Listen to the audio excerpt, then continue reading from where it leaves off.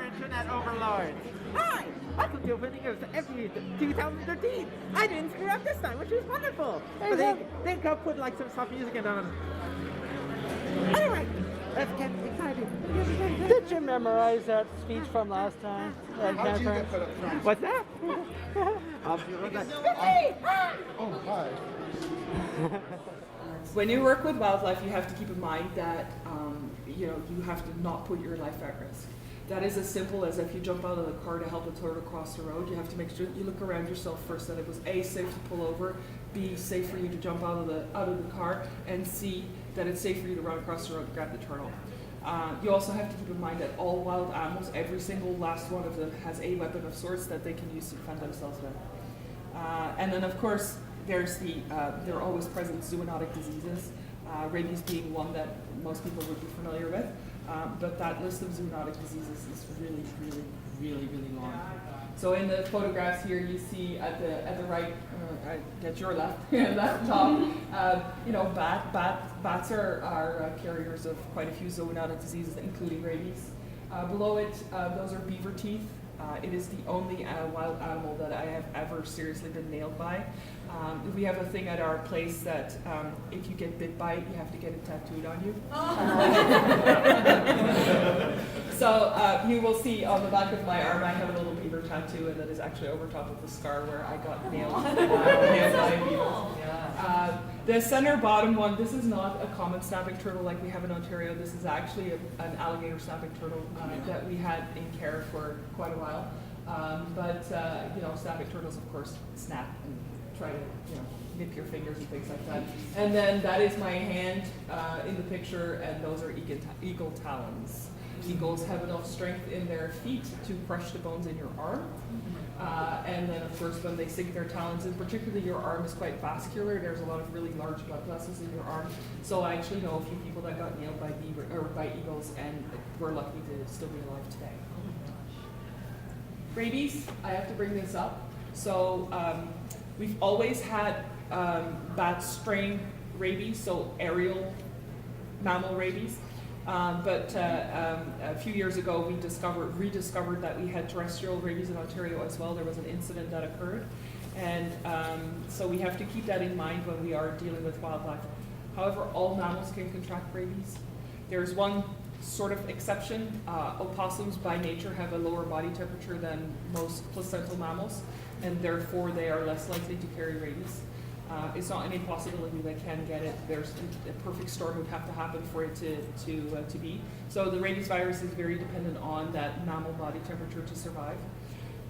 It's always transferred through saliva. Most often that is through a bite, but a paper cut and infected saliva will still equal rabies. So you have to keep that in mind when you are handling an animal that is potential for rabies. You always have to make sure that you're checking your gloves, that there's no holes in your gloves. And then rabies vector species are raccoons, skunks, foxes, and bats. However, that is because they've had a strain of rabies named after them. Skunks can get raccoon strain rabies, raccoons can get skunk strain rabies, on and on and on the list goes. So they just have they are sort of the more likely candidates. One that's blatantly missing off this list, which is kind of an interesting one, is groundhogs. There's a really high probability, if you have an unusually behaving groundhog, they have either raccoon roundworm or rabies. And it just has to do with how they live their life. They're fairly benign animals that live on the ground and eat grass. And so they eat grass in areas where raccoons have latrines, hence the raccoon roundworm issue. And then for the rabies part, because they are, they're easy prey for a lot of animals, the chances of them getting bitten is fairly great. So they are quite high on the list of animals that could have rabies. So this is actually a little video of a raccoon that we had in care with rabies. So the rabies virus travels to the brain and breaks the blood-brain barrier and causes the behavior to be altered in such a way. It is transmitted through a bite or saliva. So therefore, the animals will try to bite everything in sight. So this one is trying to chew through stainless steel cage. I left this raccoon alone for 15 minutes because I had to call the OMAFRA, the Ministry of Agriculture and Rural Affairs, because this raccoon had actually bit a dog. And when I came back, this raccoon had chewed off both her front legs. And so I euthanized her immediately, and she did come back positive for rabies and canine distemper. Our new friend, highly pathogenic avian influenza, the not-so-friendly friend. We've always, I shouldn't say always, but we've had avian influenza for a really long time, and it's been fairly benign. It's affected wild birds and the occasional chicken flock, but it wasn't that big of a deal. As a matter of fact, the previous strains of avian influenza were not lethal to wild birds, they were just lethal to domestic chickens. Now this highly pathogenic strain is 100% lethal to all birds who contract it. And so worldwide, thousands and thousands and thousands and thousands of birds, whole flocks of ocean birds and seabirds and birds that live in the Arctic, where there's certain breeding areas where there would be thousands of breeding pairs. There is now none. There's just dead bodies. So spring migration has just started, so we've already seen an influx of birds with avian influenza. So this is a video of a bald eagle with avian, it's a little bit dark, I apologize for that. A bald eagle with avian influenza. So predominantly the most easily spotted symptoms are neurological symptoms. So ataxia, where they can't hold their head still. They're usually not able to hold their head up. They quite often will lower their head and look at you like this. So it is 100% lethal, so it's immediate euthanasia. However, there's a little added benefit that we've now discovered. That particular strain of avian influenza has spread to 18 different species of mammals thus far. So it's a first that avian influenza spread to mammals. So it started off with foxes. Foxes were eating washed up dead waterfowl, and they ended up with it that way. And then there was harbor seals found with it, and then there was skunks found with it, and there was raccoons found with it. There was mink found with it. And the latest one that we're adding to our list is camelids. Camelids would be llamas and camels and animals of those species. They now have avian influenza as well. Sorry. It's both. Yeah, no. Ask questions. Ask away, yeah. It's both airborne and it can be transmitted through contact with bodily fluids or poop. And so, if you're walking waterfront and you have poop on your shoes and you then walk into the grocery store and Joe Blow, the poultry farmer, walks through the grocery store and then brings it home. But it is also an airborne virus. So. Yeah, it's airborne. It's also like if they drink from a body of Yeah, water, exactly. And they stop by and they stop for a drink, and then the alpacas or llamas drink from that. And can also drink. And it's kind of interesting. Vultures are very not disease prone. They have like a really acidic stomach acid that kills most diseases. However, unfortunately, we've seen a ton of turkey vultures go down with it as well. So it's a really nasty virus. Sorry, yeah. Is this a like I've seen some of like our small backer birds. They kind of have like I can't hear. sort of. Sorry, she can't hear you. It's okay. Click on that. Sorry about that. We have like small backyard birds that have been exhibiting kind of similar symptoms, except they get really puffed up and try to get to a warm heat source. Is that If it's songbirds, it is more likely going to be mycoplasmal conjunctivitis. That's a big thing for songbirds, like at bird feeders and stuff. We call that actually a bird feeder disease. Or if you have, if some of the bird feed in your bird feeder has gone a little bit moldy, it causes some illness as well. Songbirds are fairly low risk for avian influenza. But it's just, there's no impossibility. We didn't think that the foxes that we send in for testing would be avian influenza, and lo and behold, they came positive for that. So some things to keep in mind if you do have backyard chickens and ducks: keep them contained. Contain your chickens. Contain your ducks. Make sure you disinfect your shoes when you are walking waterfront. And if you find sick birds, if you're not wearing PPE, as in gloves and masks, and preferably something like a disposable gown, don't handle the birds. So the Canadian Wildlife Health Cooperative is who in Ontario, in Canada, is dealing with any avian influenza in wild birds. So that is the place you would contact, and they would arrange for somebody to come out and check that out. All right, and then we get into our baby mammal orphans. We just got our call today for our first baby orphan mammals for the year. It's orphan baby squirrels for us. It'll be the first. They are on their way to our place right now. Thank goodness for our amazing volunteers who are helping out. so that we can be here. So if you do find baby mammals and you think they might be orphaned, here are some criteria that you can apply. So if they're incessantly crying for extended periods of time, which is predominantly something baby raccoons do. However, baby raccoons are a pain in the butt, and mama raccoon knows that. So when I say extended period of time, I mean extended period of time, because quite often mama raccoon is sleeping in the tree over here, and the babies are crying their heads out over here, and she's like, yeah, forget it, I'm okay, I'm having a mental health break. So it has to be a very extended period of time, like an all overnighter or something of that nature. Anytime eyes closed babies crawl out of the nest, there is a problem, because they would normally never ever do that. That's particularly a problem in baby squirrels, because if you think about it, squirrels nest high up in trees, so when eyes closed baby squirrels crawl out of the nest, they quite often will fall to the ground. And their heads are fairly large, so they tend to fall head first. So anytime that you do see baby squirrels on the ground, check their little faces, because they quite often have like bloody noses and break a tooth or something like that. Anytime they're dehydrated is what the little squirrel on this picture is like. So I did a turgor test on this baby squirrel, meaning I pulled the skin up to see if it was enough elasticity for it to bounce back. It did not. This baby squirrel, unfortunately, is so dehydrated that it's not a viable candidate for rehabilitation, so it is an immediate euthanasia. It's an organ failure at this point, and there's no coming back from that. If the orphan mammals that you're finding have a low body temperature, cold to the touch, you check that with gloves on. If there is excessive parasite, make no mistake, all wildlife have fleas and ticks and lice and mites. That's part of their being. Certain species actually have a symbiotic relationship with some of their exoparasites, so you would expect to see lots of lice on a turkey vulture, for example, because they do have a symbiotic relationship with their lice, or a lot of lice on, for instance, a porcupine. Again, the lice help maintain the quills, and it kind of goes back and forth. But if the little ones are absolutely crawling with them, then you know there's a problem. Their eyes are sunken, or if they're really slow and lethargic. So those are some things that you can, match a couple of those symptoms, and then you're pretty certain that they are indeed orphaned at that point. So what do you do then when you find them? Keep them warm and in a quiet spot. They do not need to be cuddled by you. A bottle with some warm water wrapped in a cloth will do the job.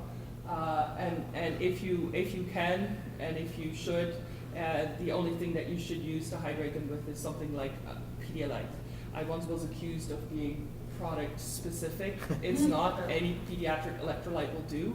It's just, I just always refer to it as Pedialyte. It's a specific brand name. So any pediatric electrolyte will do.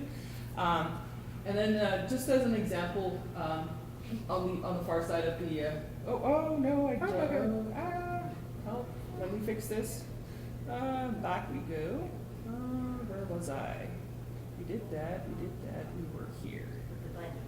Yes, so the top one is a cottontail that would be too young to be on its own, but the bottom one is one that is fully independent.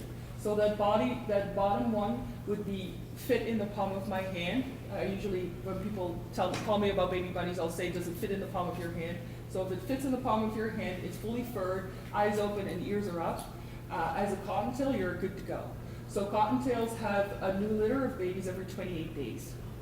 And after 21 days, she goes on and makes a new nest and leaves the previous ones. So at 3 weeks, they are fully self-sufficient and independent.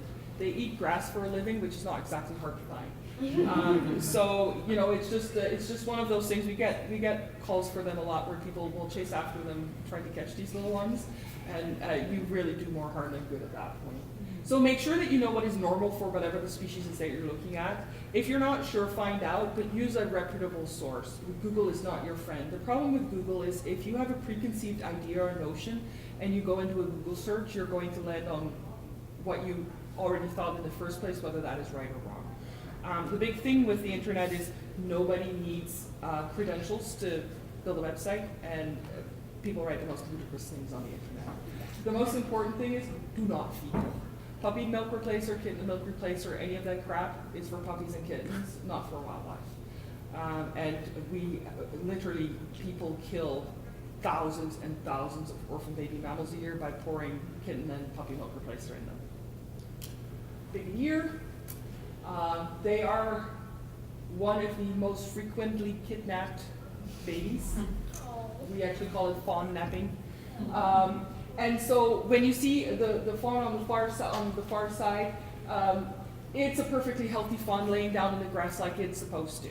That's what fawns do. So adult deer don't spend a lot of time with their little ones when they're this size, because when they stand next to this fawn, they are like a beacon for predators, going like, "Hey, come get my baby." And so they don't spend time with them. They go and nurse them, once or twice overnight when it's quiet. They spend like a few minutes with them, and then mom is off again. And then in the meantime, these little ones lay flat in the grass. However, we as humans have decided that it's not an acceptable method for raising babies, and anytime we come across a baby deer, we must pick it up and bring it home. This is not what we should be doing. So if it is not obviously sick or injured, or laying beside a dead mother, hit by car deer, leave it alone. Just don't. And if you're not sure, call and ask for assistance. Like, we take these calls all the time. And there's things we can do to have a little checklist that we go down. If you don't meet the criteria, then you leave the fawn alone. Or what happens is what happened to the fawn on this side. So a lady's dog went and left the house, came home with the little fawn, and dropped it and ran and went and grabbed the other one. Mom had twins.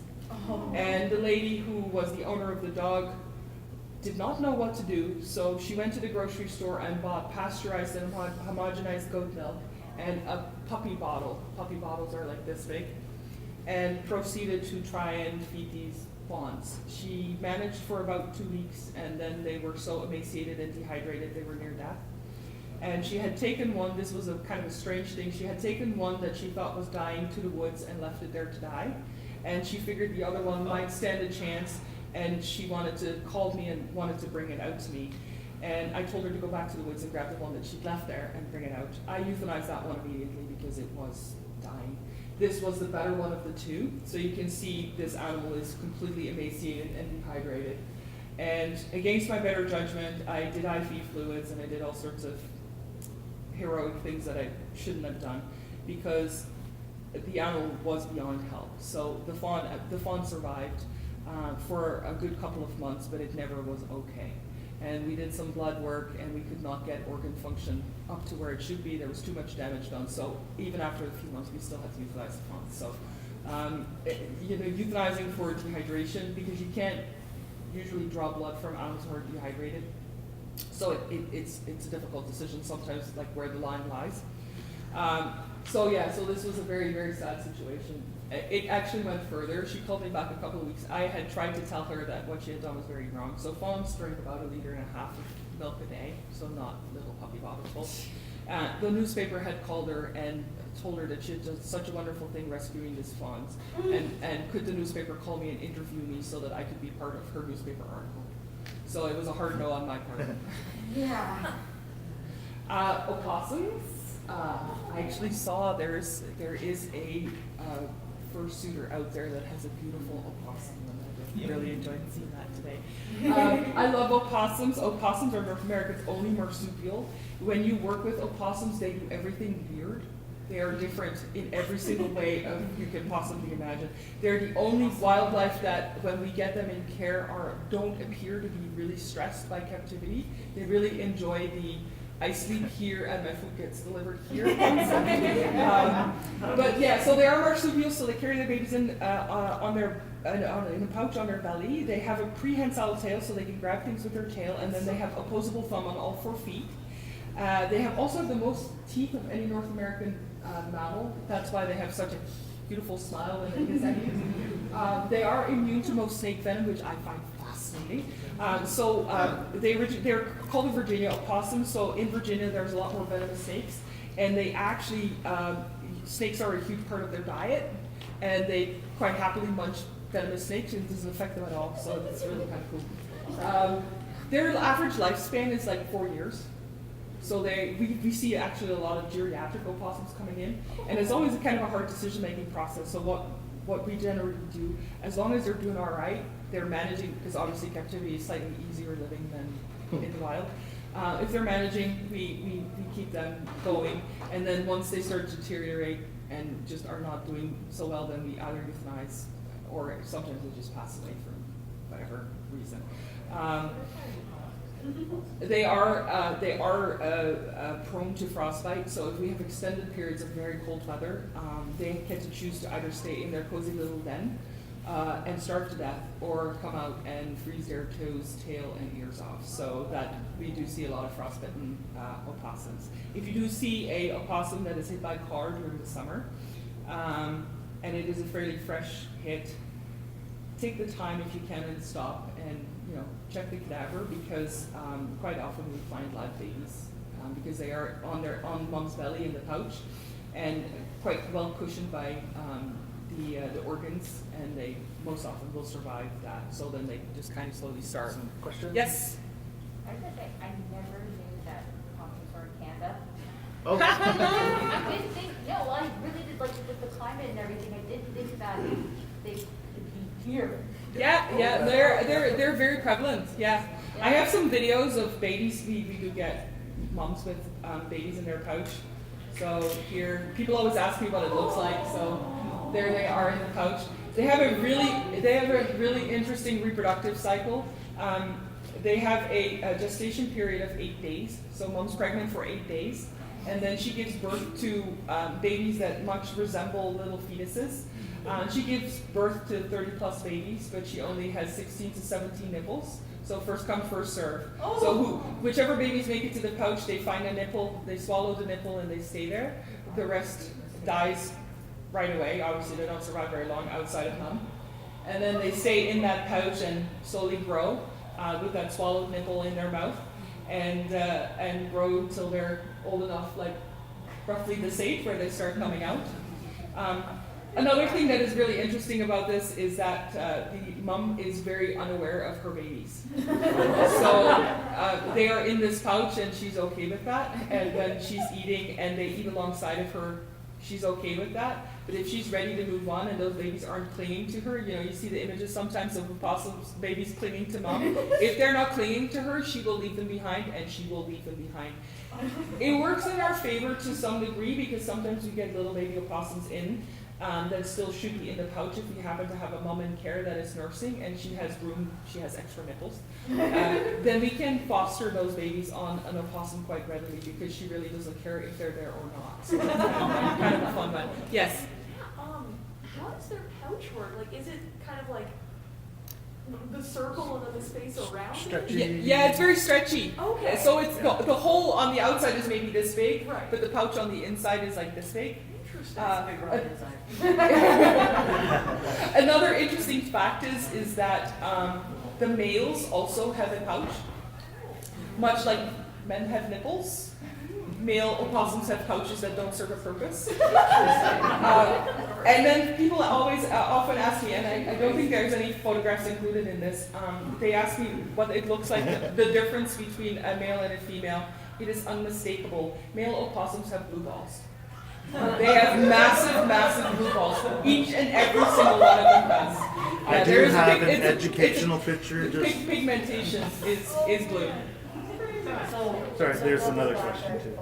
Yeah. I was just to double back. So, like, if you find a road strike possum, it's easier to check for blue balls Yes. first before. Just use your foot to roll the wire over, and Have a quick peek. if there is blue balls present, you're good. And you're not digging for them. Like they're there. They're very obvious. Yeah. Yeah. Okay, so if you do find a possum that's unfortunately dead, and you do find that they have babies, how would you go to helping those Two babies? options. You either bring me the whole dead body, or bring it to your local SPCA or Humane Society, or if you happen to be wearing gloves and you're willing to do so, you can extract the babies from the pouch. Keep in mind that they have swallowed a nipple, so it's a bit of a thing removing them from pouch. Okay. If we have these gloves, where do we put them? The babies. Yeah. Just like a towel, a blanket. If you have a small cardboard box in your car, the box that your gloves came in, is something like that, just to keep them safe. They're small. They're very tiny. They're not very large. Yeah. All right, and then we get into baby birds. One of the things that a lot of people don't seem to have given much thought to is that birds do not have the right body parts to pick up their own babies. So quite often we get calls and people go, well, you know, baby birds fell out of the nest and I was waiting for the parents to come get their babies. They can't. They don't, think about it. Like, what are they going to pick them up with? So, if baby birds fall out of the nest, they just simply need a hand back into the nest. You want to wear gloves. Those gloves are for your safety, not for their safety, because birds have very little awareness that you have actually touched their babies. There's an old wives' tale floating around that if you touch them, the parents don't want them back. I'm not entirely sure who came up with it, but it's bullshit. And if you think about it, it goes for all wildlife. I'm not advocating that you go run around and willy-nilly touch baby wildlife, but if a pack of wolves came and abducted a baby human, and the humans would have the opportunity to get that baby human back from the wolves, they don't actually care that the baby smells like wolves. So the same goes for wildlife. They just want their babies back. That's essentially the longs and shorts of it. If the whole nest falls out of the trees, you can make an artificial nest. Just use a margarine container, make some holes in the bottom, fasten it to the tree using some metal wire or whatever. Put some leaves in it, add baby birds, ta-da, problem solved. The thing is that birds are driven to feed babies that sound like babies of their species within their territory, which again, we abuse that sometimes because if we have baby robins in care and we happen to have nesting robins, we will give them extra babies. And because they will feed them because they sound like baby robins. So as long as the babies are within the territory of the parents, it doesn't matter if it's not the exact same spot, they will continue to feed their babies, because when their babies fledge, like the little guy, the second from the end there, that would be, so he's got all his feathers, but he still has a little bit of fluff. So that's a fledgling. He's just left the nest and he's learning to fly.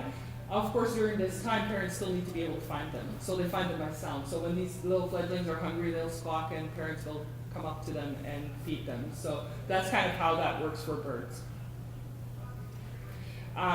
Raising baby birds is very complicated because they have this is just a small number of sort of the dietary requirement of the various species. So when you find baby songbirds, they have to eat every half hour. They have an extraordinarily high metabolism. So as much as I stand here and go, don't feed them, don't feed them, don't feed them, if it is baby songbirds, you have to feed them. Because unless you can get them to a wildlife rehabilitator under half an hour, they're going to be in trouble. Hard-boiled egg, strangely enough, through a food processor so that it's fine and crumbly, is an awesome, very temporary, but an awesome food for baby songbirds. If you think about it, they are in an egg, and during that time, they eat egg. So, it kind of makes sense. So one of the things that you should never do, and people do all the time, is put fluids directly into a bird's mouth. So this is a little screech owl here, and you can see where the little green arrow is pointing. That is a bird's trachea. So if you're pouring water into this animal's mouth, people always go, I used an eyedropper. I don't even know where people get eyedroppers anymore. Do they still exist? Was it like your grandma's eyedropper? But if you put that directly in the animal's mouth and it's not aware that you're going to put fluids in its mouth, it will aspirate. And of course, aspiration pneumonia is very, very lethal. Knocked home to me like a ton of bricks this Christmas. First time ever we had a sandhill crane, and if anybody's familiar with sandhill cranes, I'm 6'2", they're about as tall as I am. They're really magnificent birds. And I was so excited that we're going to get a sandhill crane in, and unfortunately the finder had tried to warm it up because of us, we had the bad snowstorm around Christmas. The finder had tried to warm it up by pouring warm fluid down its throat, and I could hear the aspiration pneumonia as soon as the person opened the car door. It was that bad. So I talked to our vet, and we did try some really rigorous drug regimen, but unfortunately the next morning the bird was in such respiratory distress I had to euthanize it. So do not put fluids in a bird's mouth. The other fun that we have with people, I get phone calls. I found a bird and it's injured. Okay. What kind of bird is it? Oh, I don't know. All right. It has feathers. Can you give me a hint, please? Because if I'm going to tell you to help a bald eagle, it's going to be slightly different what I'm going to tell you for a goldfinch. So we kind of have to have a hint. I don't care if you don't know exactly what species of warbler you have in your hand, but it is kind of handy if I know that it's a songbird, a bird of prey, waterfowl, or a wading bird. So if it's got long legs, it's a wading bird. If it's got webbed feet, it's a waterfowl. If it's got a curved beak and talons, no matter how big or how small, it's going to be a bird of prey. And all the rest are going to be songbirds. So that's kind of the longs and shorts of it. When I say all sizes, so the little dude that is the second from your left on the top is a saw-whet owl. This is an adult saw-whet owl. When they are adults, they are this big. And it always kind of makes me giggle because they're all spit and vinegar. And when you have to handle them, they are literally they're trying to murder you, but they're this big, so it's just funny. The other thing that always gets me, and this happens multiple times a year, so the second one in over there on the top from that side is baby mourning dove. The one beside it, the white one, is baby turkey vulture. So we're talking baby mourning dove, baby turkey vulture. And every single year we get people call us for orphaned turkey vulture babies, and 99% of the time, they're baby mourning doves. Or baby pigeons. Those two will get very confused a lot. And I always find that funny because, yeah, they are not even in the same realm. But for some reason, people confuse the two. Bad enough we make bets, so. Yeah, we do make bets. And then when the box comes out of the car and it's this big, you're like, oh, okay. All right, so if you have to deal with a bird of prey, contrary to what you might think, their beaks are not their weapon. It is their talons. So if you have a bird of prey that is not able to get away from you by flying away, chances are good they will roll over on their back like the old gal in the photograph there.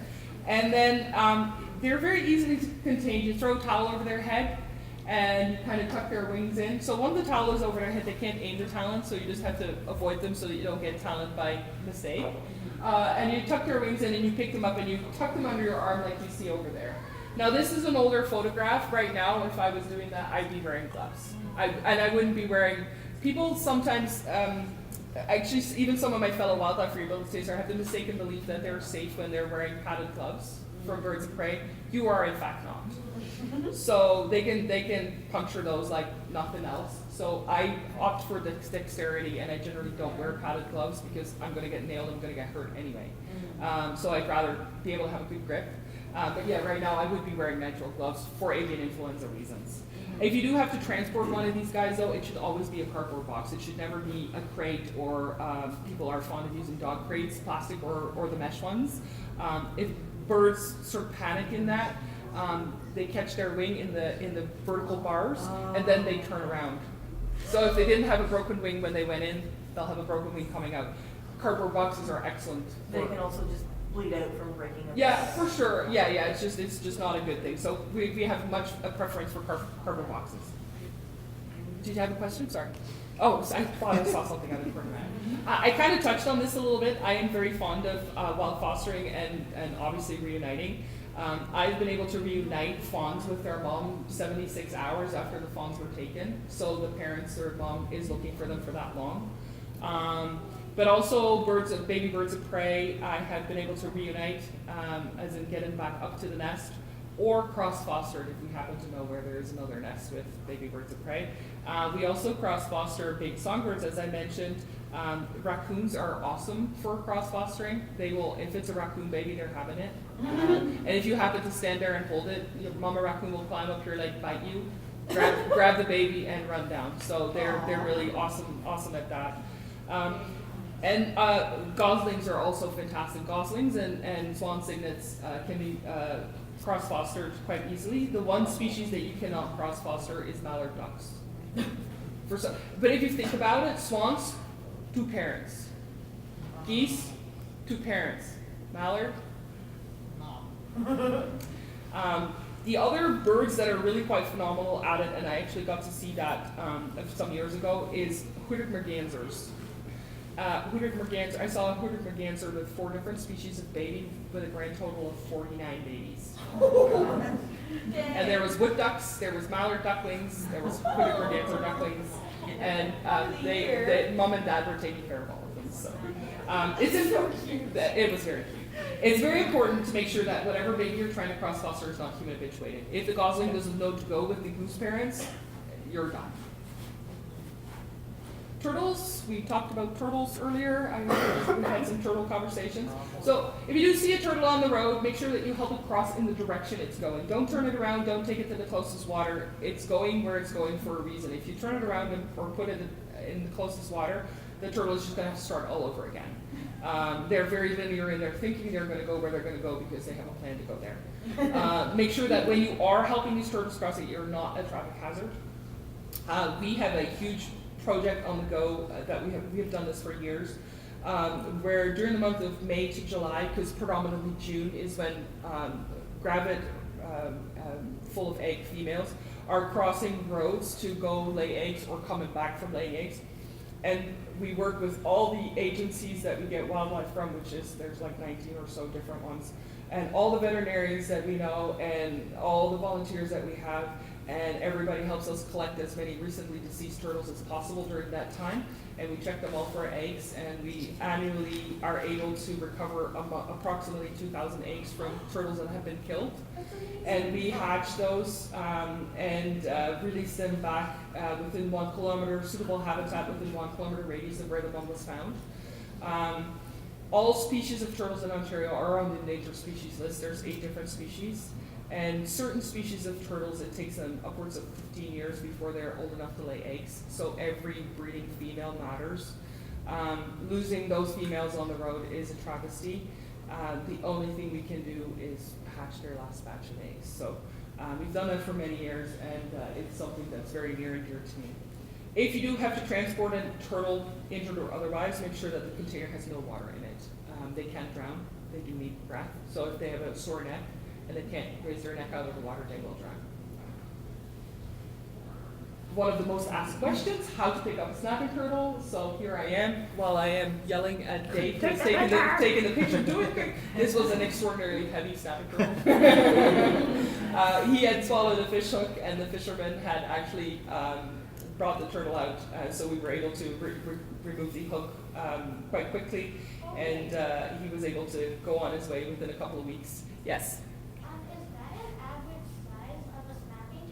Yeah, that's a fairly, he's a little bit on the chunky side, as in he's a little overweight, but that's an average size of a snapping turtle. We had the non-pleasure of having the largest common snapping turtle on record in our care last summer, and I had obviously all the experts sort of zoomed in and had to come see this turtle and had to recheck my measurements. And we had some experts come out, and they estimated her age at 150 years. Wow. And so it's kind of funny because she was found on like where the Lincoln Alexander Parkway becomes the Red Hill Creek Parkway. I think I got that right.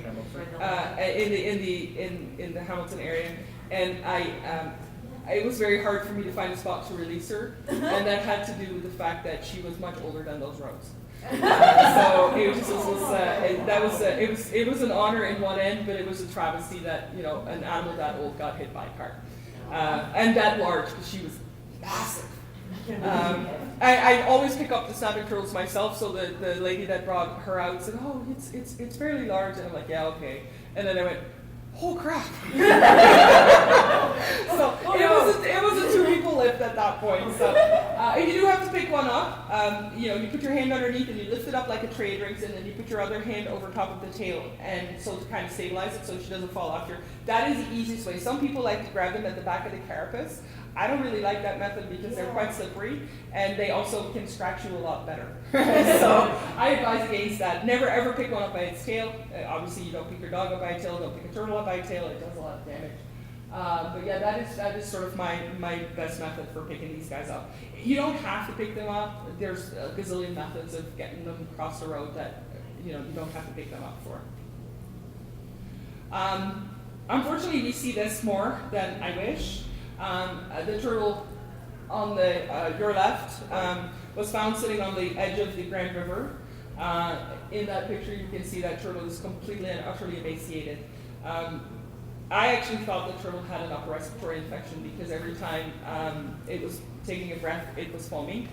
And so we took it to the vet for some x-rays to see what the lungs were like, and lo and behold, the x-ray on the right, you can see there's a fish hook right at the base of the esophagus. So that turtle has not been able to swallow food. And when you're a turtle, you can go without food for a very long time. So we estimate that that turtle did not have a bite of food for about 2 years. And so it is at its wit's end at this point. We actually could not operate on that turtle because it was not stable enough.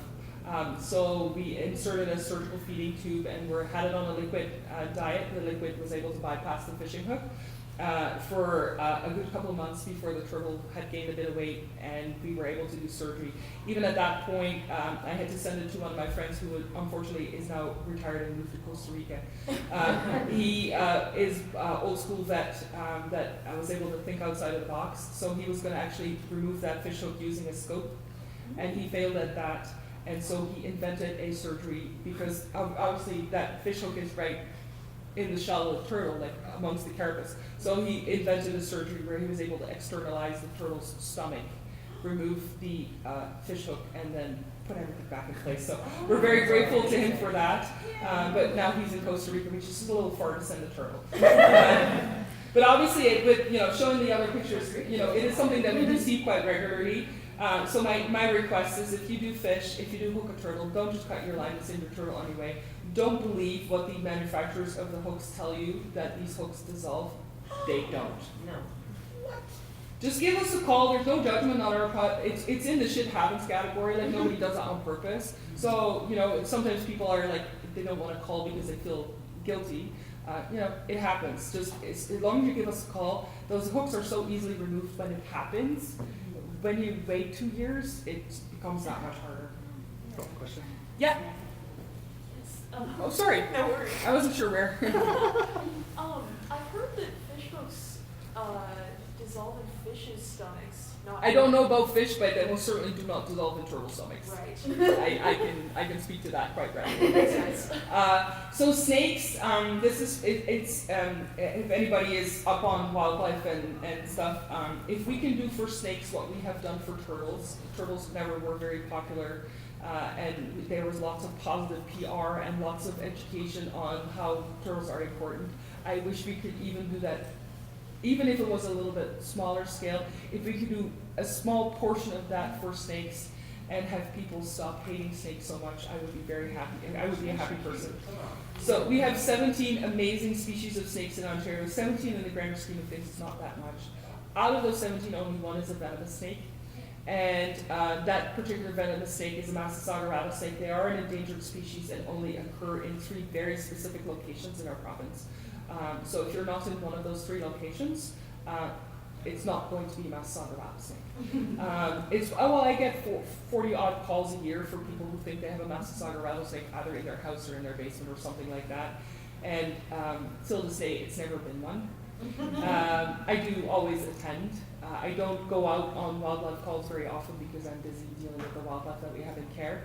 But whenever we get a snake call, because the person calling on the other end is usually petrified of snakes, and chances are good they're going to hit the snake over the head with the shovel. So, you laugh, it's funny but not funny, because there's literally species of snakes in Ontario endangered for that exact reason. Yes? Not so much a question, but a story. I found one of those once, and my mom was getting ready to kill it. And I was like 12 years old, like looking in my books, and I was like, I'm pretty sure that we need to make a call. And they did, they came and got it.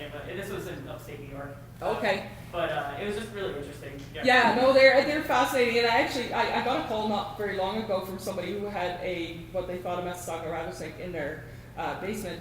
And they are from an area where it was actually a potential. So it's like, oh my God, this is going to be a Massasauga. Is this finally? No, it was an elk snake. So we have various species of mottled snakes in Ontario. Mottled being like spotted, like the one in the picture. And so people think all mottled snakes are Massasauga rattlesnake. They are not. And those mottled snakes have adapted pretending to be rattlesnakes, so they will actually rattle their tail. Because in the wild, wildlife will look at that and go, oh damn, it's a rattlesnake. I'm not touching that with a 10-foot pole. Unfortunately, we humans look at that and go, oh my God, it's a rattlesnake, I gotta kill it. So that's definitely not worked in our favor. Yes? I've also heard that because we are killing so many rattlesnakes that way, that they're also evolving to be quieter. Oh, I have not heard that yet. I mean, I read it on the internet, so it has to be true. It has to be true. Yeah. So I do ask that if you are fearful of snakes, keep your fear in check when you are around young people. You aren't born afraid of snakes, you are made afraid of snakes. Because quite frankly, when you're young, snakes are cool. And I mean, Dave can attest to this. We have so many times people have said, "Oh, like you would rehabilitate a snake?" Yeah. Oh yeah, well, I've seen a snake, hit or hurt by the side of the road, and I left it because I just didn't think we could do anything for it. Anyways, we can. So please bring us entertainment. Worst case scenario, we can euthanize them, and so that they're not laying like dying. But there is like we have we have a vet on record that we use a lot, and she's amazing at doing snake surgery. We've done tons of snake surgery.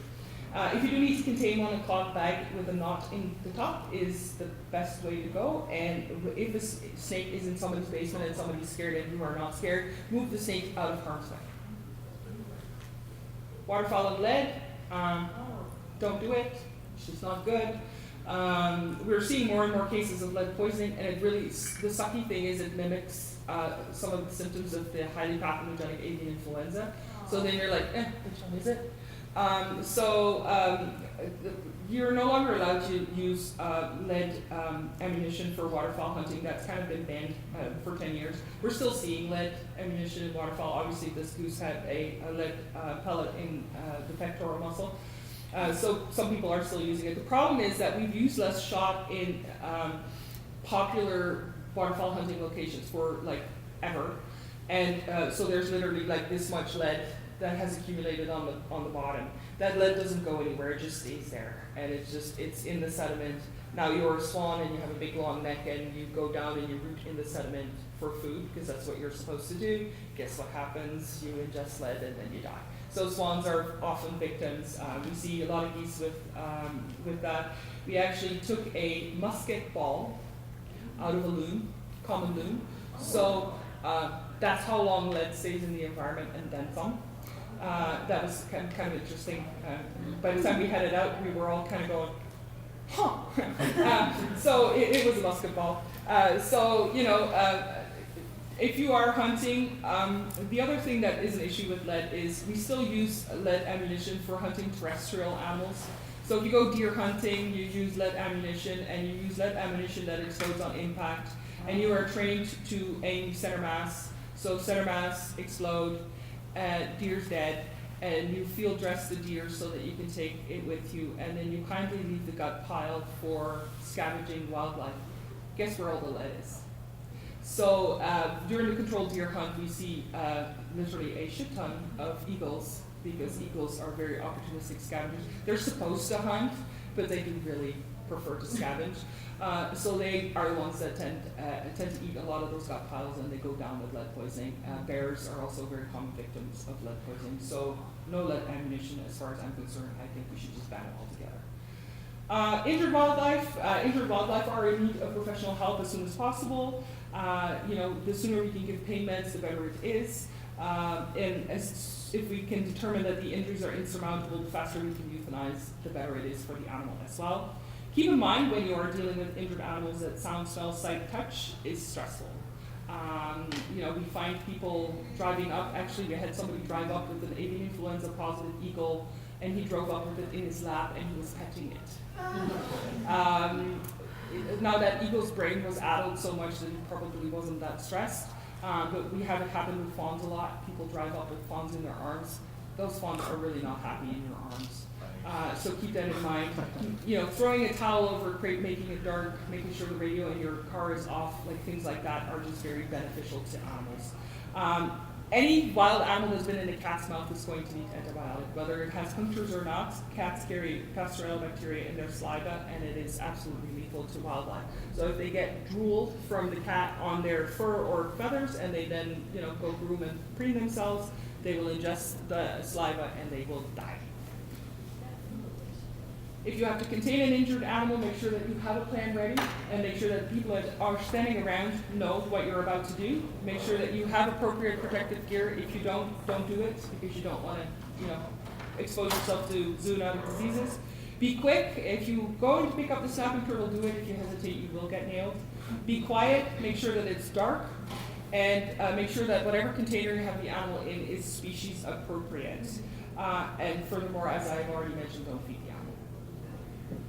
there is laws with wildlife. A lot of people are not aware. So Animal Welfare Act does apply. So you cannot, contrary to what people seem to think, you cannot drown wildlife in live traps. It's illegal. Things like that. So most of the wildlife is covered under the Fish and Wildlife Conservation Act, which is the Ministry of Natural Resources and Forestry. It's enforced by our conservation officers. The Endangered Species Act has recently been switched to the Ministry of the Environment, Conservation and Park. They do not have an enforcement unit, so currently the Endangered Species Act is not enforced.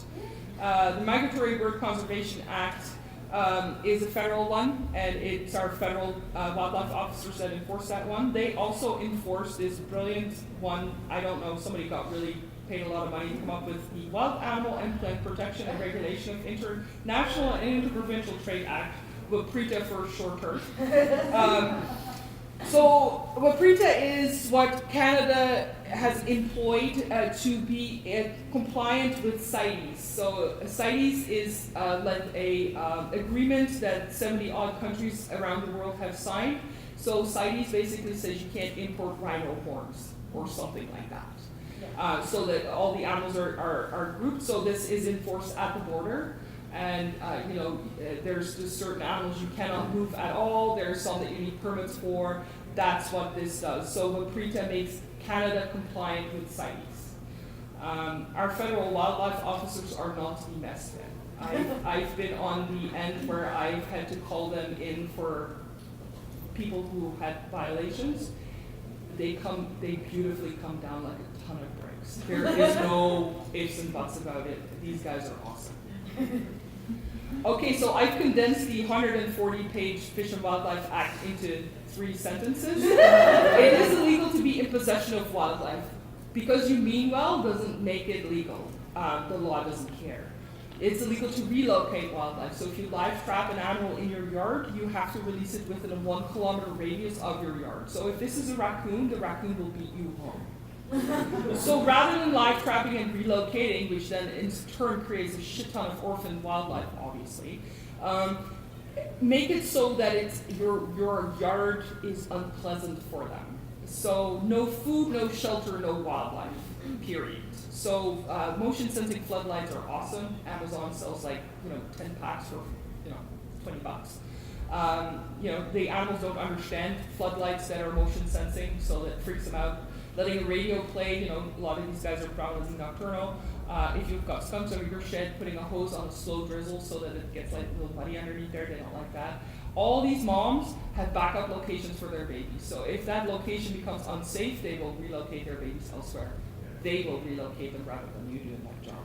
It is also illegal to harass wildlife. So if you're a photographer and you're like taking pictures of owls and things like that, if you get so close that the animal is looking at you, you have now invaded personal space and you are harassing wildlife. It is also illegal for your dog to chase wildlife, and as a dog owner, you are responsible for that. You will get a ticket. My public service announcements, I'm almost finished here.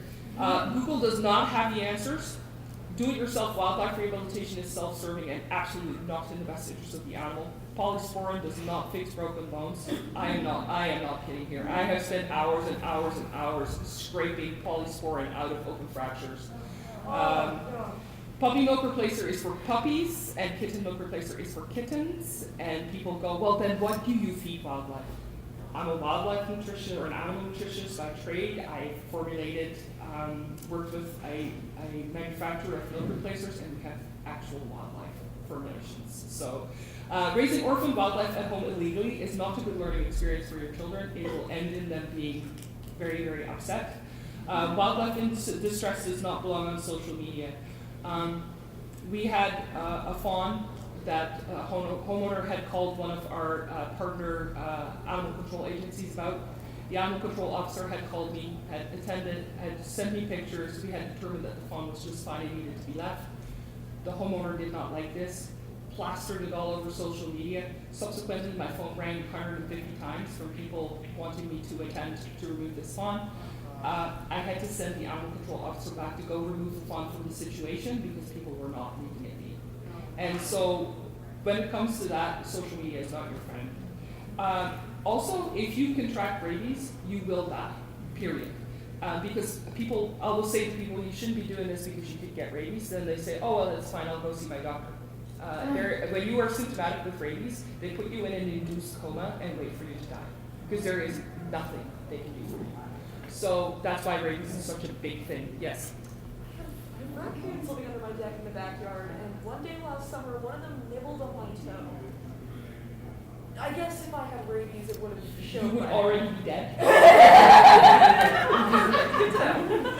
But for future reference, if that happens, if you do get bit by an animal and there is that risk, you contact your local health unit, so your public health.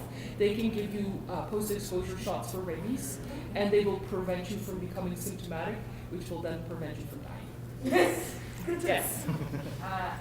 just want to add to that, yes, just to say, very, very, very, very, very, very rare for chickbugs to get rabies. And I say that because I did call because I got bit by a chickbug because I was like, do chickbugs get rabies? I did not Google it, but I called to be sure because I was not at all aware, but very, very, very, very not likely because mostly they get eaten. Yes, exactly. Not They're many a white sack. I have to know because I'm like, listen, I don't know, maybe it's chickbug. In case of doubt, call, because it's better to get those post-exposure shots.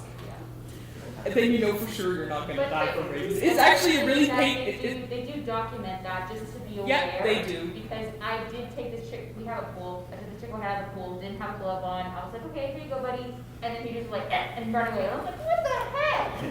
Yeah. Okay, I didn't carry him. I was just put him down. He bit me, ran away. I was like, oh, thanks. No. They're people sometimes say, oh, the animals must be so grateful to you. No, they're not. They're They're absolutely not. And you know what? I'm okay with that. All right, a couple of things that you could potentially keep in your car. Those are things that are floating around in all our vehicles. The multi-tool is the latest addition. I recently spent an inordinate amount of time climbing down into a really deep ravine because there was a red blue heron that was stuck completely entangled in fishing line. And I made my way down into the ravine, and I already was really kind of not entirely sure if I was ever going to make it out of the ravine. And I had a knife in my pocket, and it was some weird fly fishing type line, and my knife was not cutting that fishing line. So I had to actually undo all the knots. So it was hellish. And then luckily the great blue heron was okay.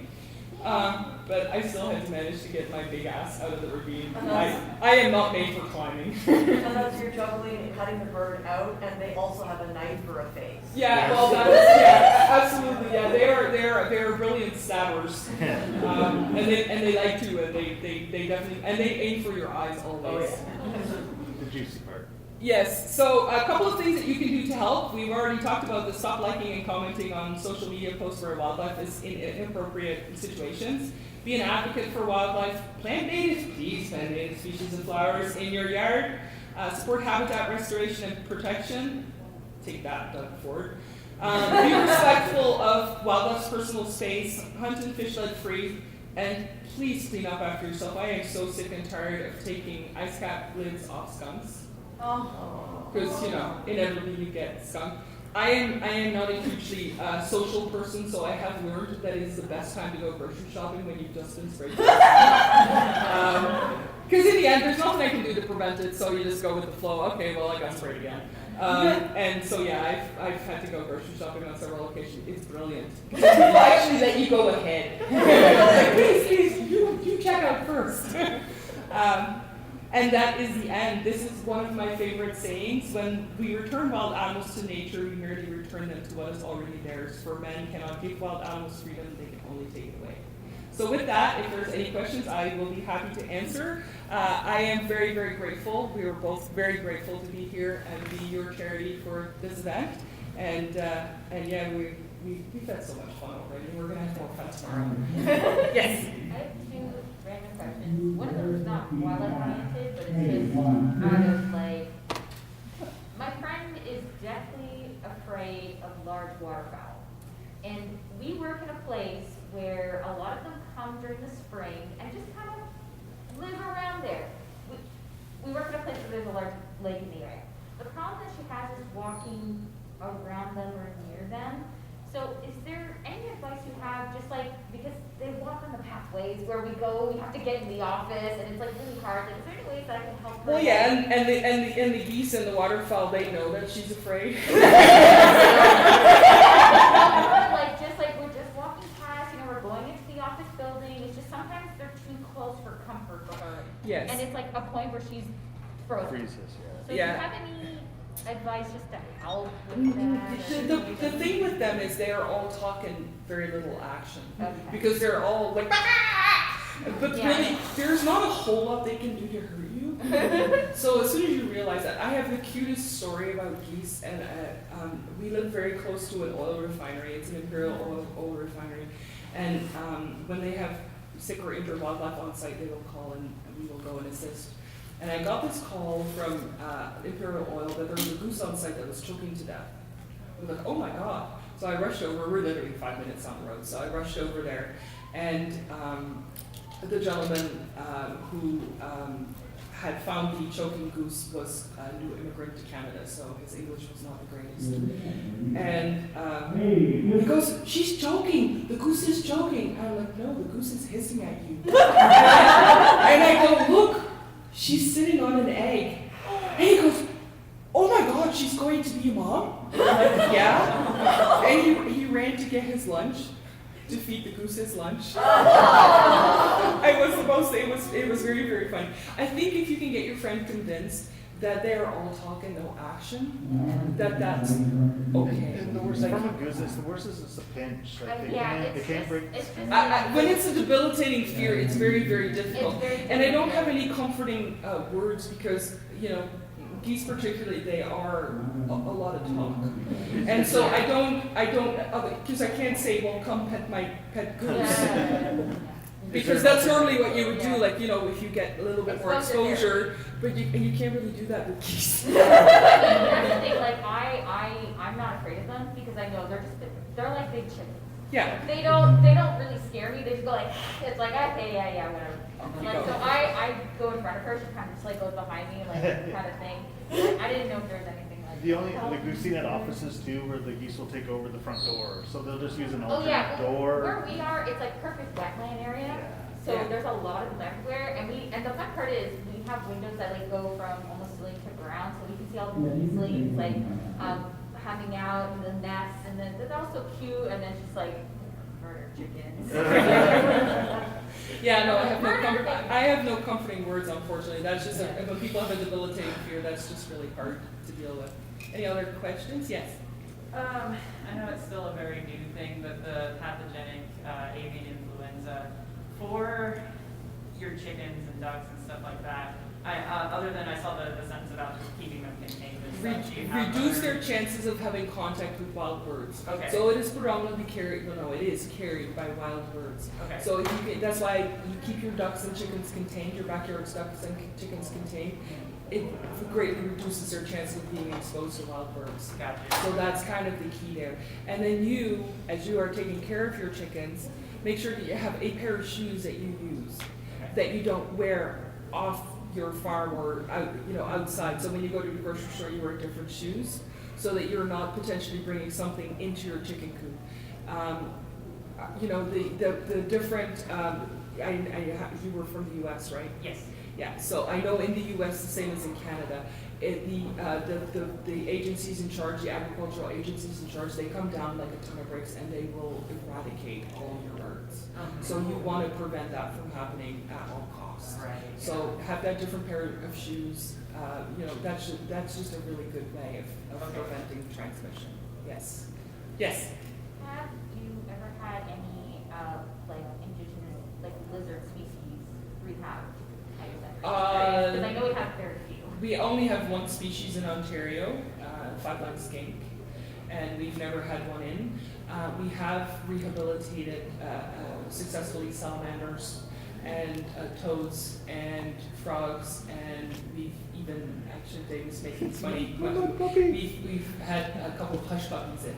Oh. Yeah, Because so- I've seen the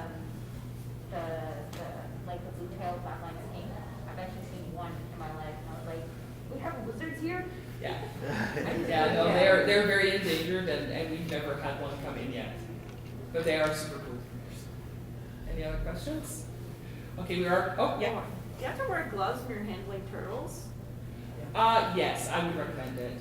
Your chances of things like salmonella are pretty great. They do like to live in really gross, disgusting water, and also when they are stressed, they will pee on you. So you just I would recommend wearing gloves. It's just easier than scrubbing your hands clean after.